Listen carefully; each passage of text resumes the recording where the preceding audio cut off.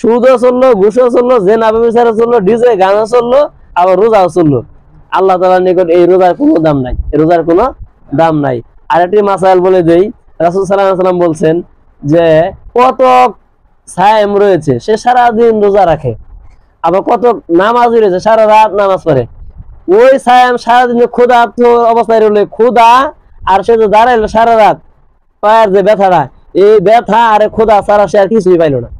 কেননা যদি সায়েম যদি দিনের বেলা খারাপ এবং ফাহেসা কাজে লিপ্ত থাকে, রোজাদার যদি ফাহেসা কাজে লিপ্ত থাকে, তার রোজার 4 বছর দাম আল্লাহ তাআলার নিকট নাই।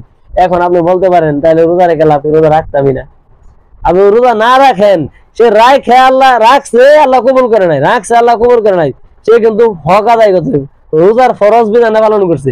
এখন যদি এর সাথে আপনি রোজাই ছেড়ে দেন, তাহলে আপনার কি অবস্থা হবে?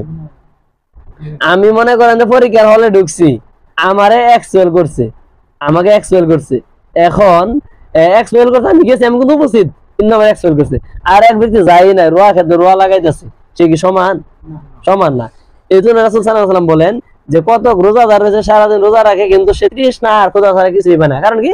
রোজা রাখা অবস্থা সে মানে ফাহেসা কাজে সে লিপ্ত ছিল, এই জন্য।